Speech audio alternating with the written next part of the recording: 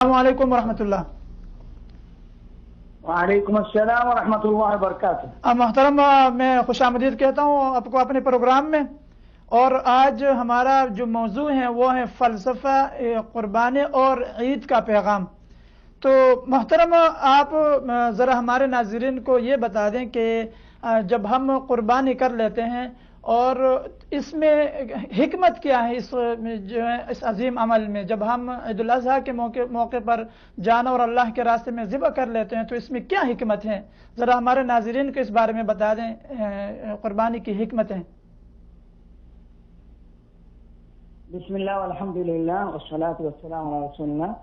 अल्लाह के आम अहकामात में से है तमाम उम्मत इस्लामिया सादिक़ा लाहिक़ा के लिए अल्लाह की तरतीब को है वलिकुल्लि उम्मतिन जअलना मनसकन, और रसूल का फरमान सल्लल्लाहु अलैहि वसल्लम लिकुल्लि कौमिन ईद। लेकिन बात यह है कि ईद में फ़र्क है और उनके तिजारती मेले लगते हैं, जंगी मेले लगते हैं, खेलों के मेले लगते हैं, मगर उसमें गैर मुस्लिम हुदूद से तजावुज़ कर जाते हैं, जान माल में इसराफ तबज़ीर कर जाते हैं। मगर मुसलमानों की ईद एक मुमताज़ हैसियत रखती है। गुस्ल करके सफाई और उम्दा लिबास, उम्दा खुशबू, अच्छे खाने, मोटे ताज़े उम्दे कुर्बानी को इंतखाब करते हैं रब के रिज़ा की खातिर। नबी सल्लल्लाहु अलैहि वसल्लम का ये कुर्बानी के बारे में उम्मुल मोमिनीन आयशा फरमाती है, दहा रसूलुल्लाह बिकब्शैनी समीनैनी अज़ीमैनी अक़रनैनी मौजूइन, जो हसन दर्जे के अल्बानी के भी हुक्म है। मुस्नद अहमद हाकिम इब्न माजा की रिवायत है कि मोटे ताज़े और सींगों वाले और खस्सी जानवर को इंतखाब किया। इससे खुशी के मौके पर एक खदशा होता है कहीं गुरूर तकब्बुर में मुब्तला ना हो, तो अल्लाह ने ये मशरूक करार दी। अल्लाह अकबर तकबीरात। अल्लाह तू ही बड़ा, हम तो बहुत छोटे हैं। सारी इबादतें ये खुशियां तेरी बंदगी के लिए हैं। अल्लाह तू ही तारीफों के लायक है। फिर एक नज़म के साथ, एक इमाम के पीछे इत्तिफाक और इत्तिहाद के साथ क़ियाम, रुकू, सुजूद, ये हमारे लिए दरस है कि हम उमूर ममलकत में भी एक हुक्मरान के साथ चले ताकि दीन और दुनिया हमारे एक मुरतब मुनज़्ज़म हो। जहाँ अल्लाह एक ही अल्लाह की इबादत के लिए है तो वहाँ पर बंदों के साथ ताल्लुक़ रवाबित का भी तकाजा रखा है। नमाज के अंदर जुड़ते हैं, रोज़ा मुकम्मल भूख प्यास का एहसास दिलाते हैं, हज आलमी सिला रहनी है, इस्लामी इत्तिहाद इत्तिफाक के मजहर है। एक ड्रेस में, लिबास में, एक बैतुल्लाह, एक सिमत, एक मैदान अरफात में, एक इमाम के पीछे एक कलिमा पर ये सब जमा है। तो बात यह है कि मुत्तफिक और मुत्तहिद होकर एक अल्लाह की किताब पर चलने की हुक्म भी है और वो इबादत अल्लाह के रिजा के लिए हो। ये फलसफा मकसूद तक़वा इलाही है। लन यनालल्लाह लुहूमुहा वला दिमागुहा वलाकिन यनालुहु तक़वा मिनकुम। हम ये आम तौर पर ये देखते हैं कुर्बानी के जानवर में सिफात को मलहूज रखते हैं, काना ना हो, बेईमान ना हो, लंगड़ा ना हो, कमजोर इंतहाई गूदे भी ना हो, लेकिन ये तो आसानी से मुयस्सर हो जाते हैं। मगर अय्या कुर्बानी करने वाले में भी क्या पूरे सिफात पाए जाते हैं? ये बहुत जरूरी है। सिफात कुर्बानी करने वाले में भी होना चाहिए, वो खालिस लिवजिल्लाह हो, उसकी कुर्बानी माल हलाल हो, ऐन सुन्नत के मुताबिक हो। रब ने फरमाया इन्ना अक्रमकुम इंदल्लाहि अत्काकुम। फिर इस कुर्बानी के बड़े फवाइद हैं दीनी और दुनियावी लिहाज से। दुनियावी लिहाज से इसमें एक मुकम्मल इकनॉमिकल है, मुआशी, तिजारती, गरीबों के माल मवेशी बिक जाते हैं। मसलन उम्मुल कुरा के इर्द गिर्द मिस्र, सूडान, यमन और इसके अलावा दीगर इस्लामी मुल्कों में बहुत बड़े लोगों की तादाद है जिनकी माश इन भेड़ बकरियों की बिकने की वजह से होता है और उनके घास भूस दाने बिकते हैं।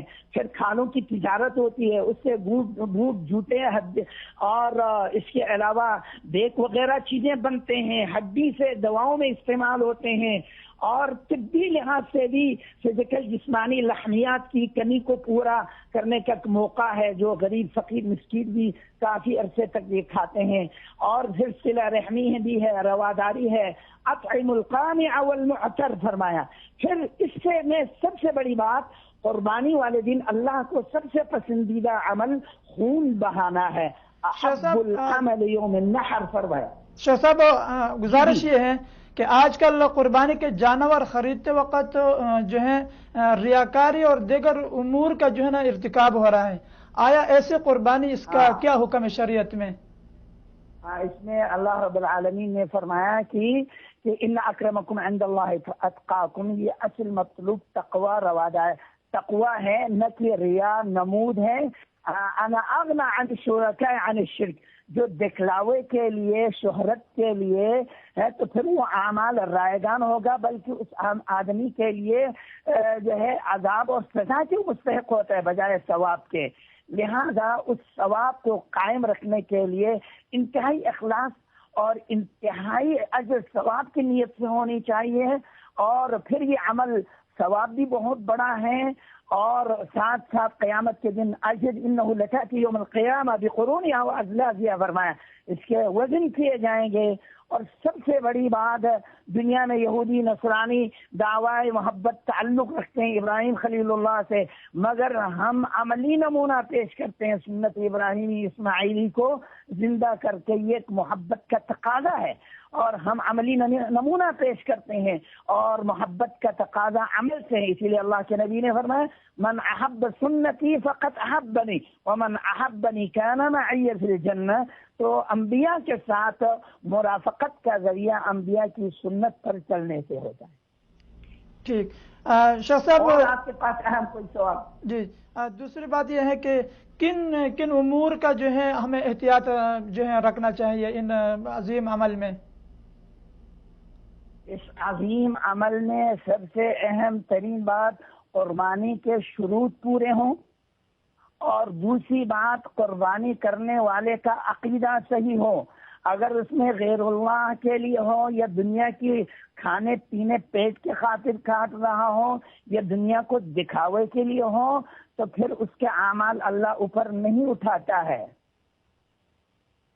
اور پھر وہ قربانی میں جو مال خرچ ہو رہا ہو حلال کمائی سے بھی ہو. اور اگر حرام مال سے وہ قربانی کر لیتا ہے دنیا والوں کے سامنے تو پتہ تو چل رہا ہے وہ قربانی پیش کر رہا ہے، لیکن وہاں نبی اللہ آدم کے اولادوں میں نے بھی قربانی پیش کی جی، مگر فتقبل من احدهما ولم يتقبل من الاخر. ایک کی قربانی قبول ہو گئی، دوسری کو قربانی قبول نہیں ہوئی. ہمارے امت اسلامیہ پر یہ احسان کیا ہے کہ جبکہ سابقہ قوموں پر قربانی پیش کرنے کے بعد آگ آ کے کھا جاتی تھی، لیکن ہمیں یہ اگر مشکلہ پیش آ جاتے ہیں اور بہت سارے لوگوں کی قربانی قبول ہی نہ ہوتے، آگ نہیں کھاتے، دوسرے سالوں سے قربانی کرنا ہی چھوڑ دیتے، لوگوں کو نقصان ہو جاتا. تو اللہ نے اس کو پردے میں رکھا ہے. تو ہر قربان کرنے والے کی قربانی قابل قبول نہیں ہے جب تک خود اس قابل نہ بنا دیں کہ اس کے عمل اللہ کے ہاں قبول ہوں. جی محترم، دوسری بات یہ ہے کہ قربانی کے ایک جانور کے متعدد جو ہے حصہ دار ہوتے ہیں، تو آیا ایک حصہ دار جو ہے اس کی کمائی حرام کی ہے یا وہ صحیح العقیدہ نہیں ہے، تو باقی دوسرے لوگوں کو کیا کرنا چاہیے ایسے وقت میں؟ دیکھیے، جہاں تک جائز اور ناجائز کا مسئلہ ہے، ہر کلمہ گو آدمی کا حکم ظاہری وہی ہوگا جو ہونا چاہیے، مگر دل کی تشفی اور صفائی ستھرائی کے لیے مومن موحدین کا اجتماع ہونا چاہیے.